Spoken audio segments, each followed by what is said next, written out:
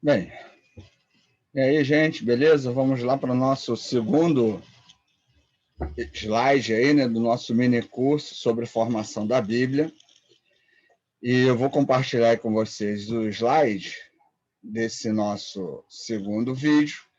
No primeiro, né, falamos aí sobre o grego, sobre o hebraico, sobre a Bíblia, né, ser uma grande biblioteca, né? Nós temos vários livros. E hoje nós vamos falar sobre a interpretação e a inspiração bíblica, dar algumas noções, né? Antes de mais nada, deixa eu parar aqui de compartilhar, apresentar alguns materiais para vocês que são usados para interpretar a Bíblia, né? Nós temos aqui um comentário, esse aqui é de 1 Pedro, que é um comentário, é um livro em que ele vem versículo por versículo, né? Mostrando aí versículo por versículo, e aí vem as explicações, né, de cada um. Nós temos documentários de várias linhas, né, várias perspectivas. Vou falar dessas linhas com vocês. Nós também temos o que é chamado de introdução bíblica. O que é a introdução bíblica? Introdução bíblica já é a reunião de todos os livros, né? Pode ser uma introdução bíblica do Antigo ou do Novo Testamento. No caso, esse aqui é do Novo. Esse aqui também é do Novo Testamento. Nós temos introduções também do Antigo Testamento. Deixa eu ver se eu acho aqui a do Antigo. Tem um aqui, ó, que é do Antigo Testamento. Essa linha aqui é bem tradicional também. Então, esses livros vêm informações sobre quem escreveu, quando escreveu, por que escreveu, o contexto, para quem foi escrito, né, destinatários. Então, esses livros são importantes quando a gente vai falar de interpretação bíblica, tá certo?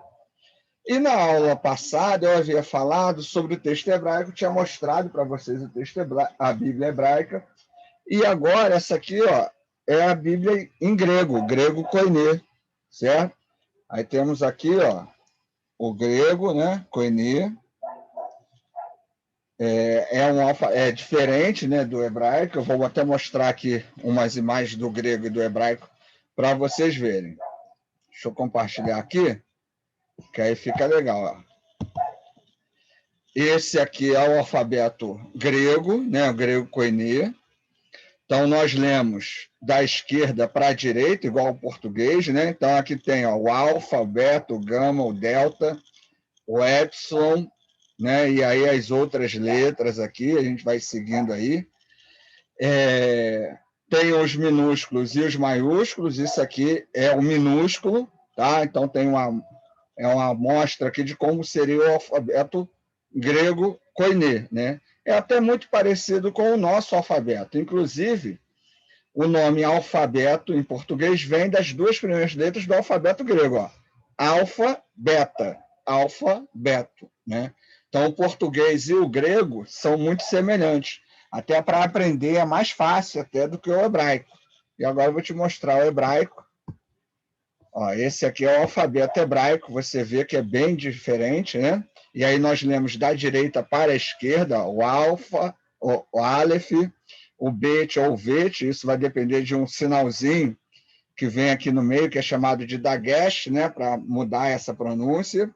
Tem o gimel, o dalet, o rei, ou re, vav, zain, ret, tet, iod, ou yud, né?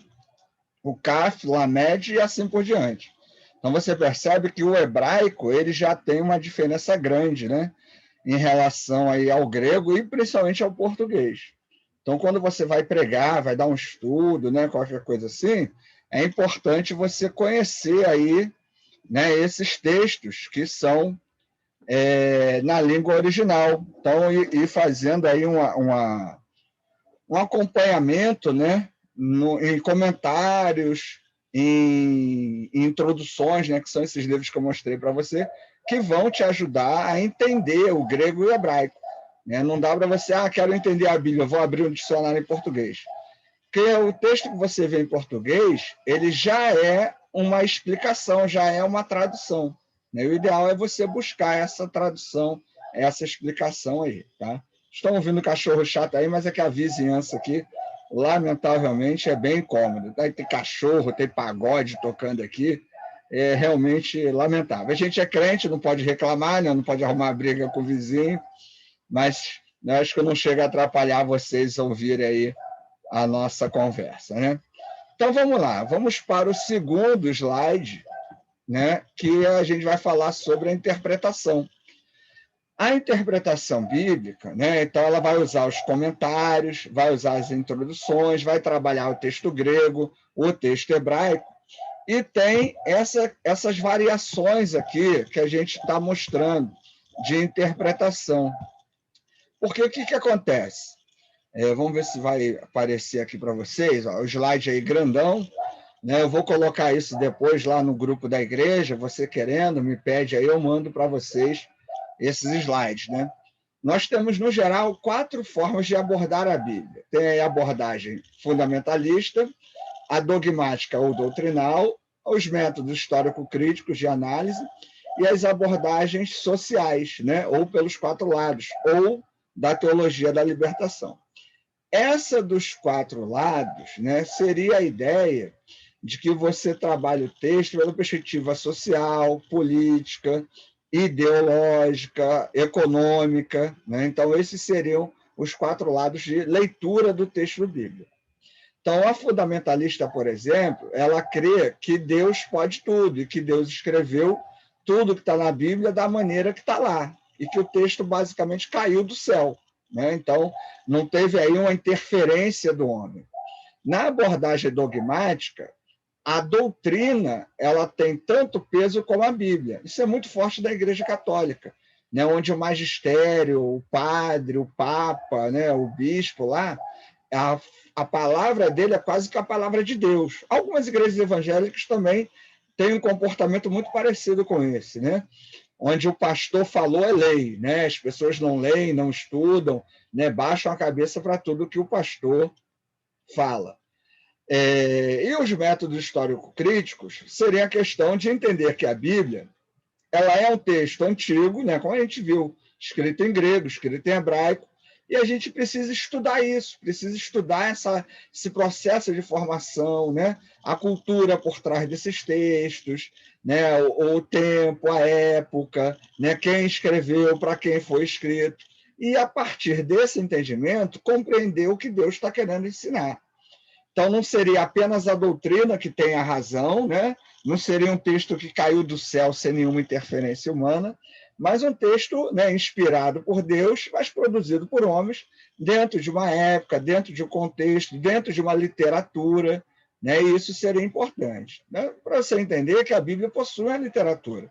O livro de Apocalipse ele é uma literatura específica. Não há como você acreditar que no final dos tempos, né, vai aparecer um dragão de 7 cabeças.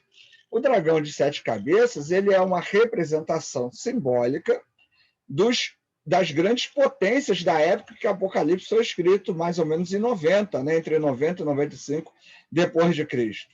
E aquilo simboliza um poder, né, uma autoridade, as grandes potências que iam cair diante de Cristo, que é o grande poder. A ideia da ilustração é dizer que nem todo poder, que todo poder ele passa, né? Nada é duradouro. Deus é eterno, os poderes daqui não. E o Apocalipse também não estaria falando do final do mundo, mas falando que a igreja está destinada à eternidade e que Jesus Cristo é maior do que qualquer poder, qualquer império, né? Um livro para encorajar os cristãos que estavam sendo perseguidos naquele período. Então, nesse método histórico-crítico, você vai analisar dessa maneira. No dogmático ou no fundamentalista, né, aí você já teria essas outras perspectivas que já são comuns. Ah, não, o diabo vai descer, o diabo vai matar, o diabo vai fazer isso, vai vir um líder, né? Ah, era o Trump, não, era o Obama, era não sei quem, né? Ah, guerra no Golfo, olha, o mundo está acabando. Tantas besteiras que a gente tem ouvido por aí. Covid, né? Muita gente hoje falando que o Covid é o apocalipse. Isso é pura ignorância bíblica, né? E as abordagens pelos 4 lados, ou sociológico, da libertação, é entender que o texto há uma memória de resistência, há uma memória de fé, há uma memória dos grupos que são menosprezados pela sociedade.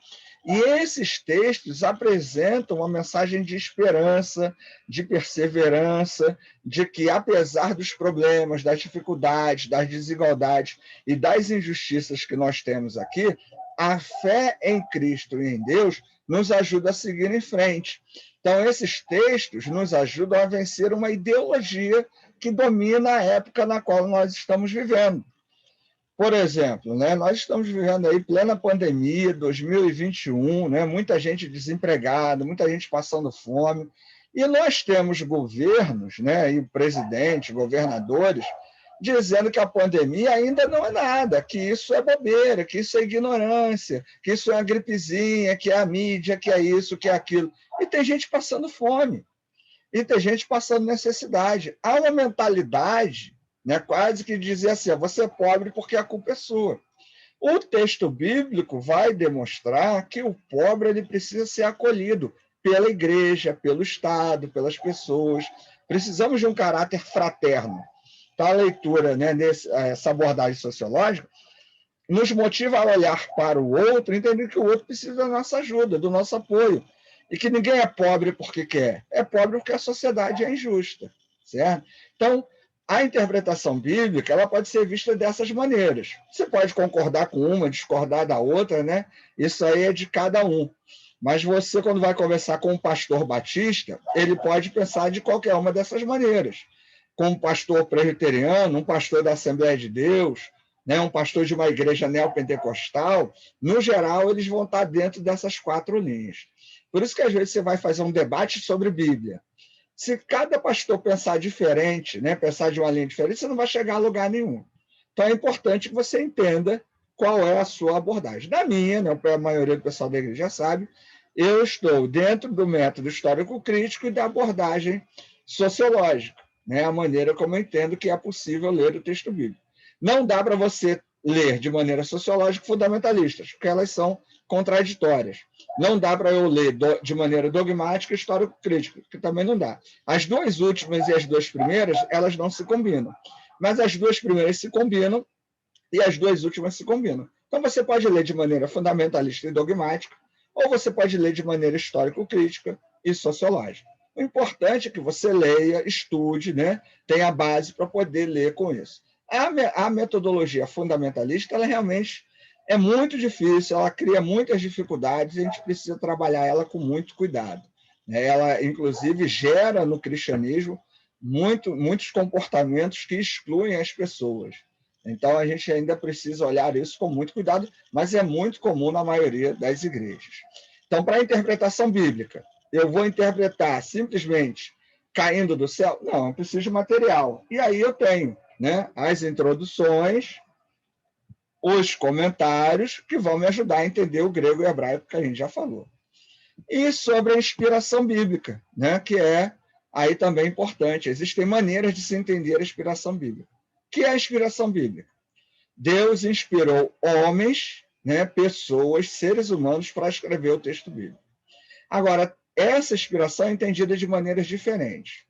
Tem a ditado verbal, que seria basicamente o seguinte: Deus ditou, o homem escreveu. Ponto. Né? Muita gente acredita dessa maneira. Outros acreditam no conceito inspirado. Deus só concedeu aos autores pensamentos inspirados. E os autores tiveram liberdade de revesti-los com as próprias palavras. E aí a literatura, o estilo, a língua, a cultura, né, foi a escolha humana. E tem a inspiração conceitual. Deus teria inspirado apenas os conceitos, não as expressões literárias particulares com que cada autor concebeu seus textos. Deus teria dado seus pensamentos aos profetas, que tiveram toda a liberdade de exprimi-los em seus termos humanos. Muito parecido, né? Inspiração conceitual, conceito inspirado, elas são bem parecidas aí, apesar dos nomes aparecerem diferentes, né, em alguns comentários, algumas introduções, alguns dizem que é a mesma coisa, outros separam, mas, no geral, a gente tem essas 2 ideias aí, o ditado verbal e esse conceito de inspiração aí indireta, né? Seria a inspiração direta e indireta.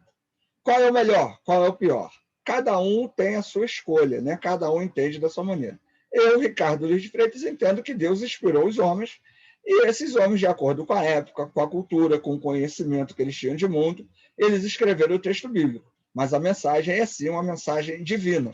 E a nossa tarefa, como crentes em Jesus, como homens e mulheres de Deus, é entender essa mensagem da melhor maneira possível para anunciá-la hoje, com base, fundamento, com um bom estudo, para que não falemos besteira por aí.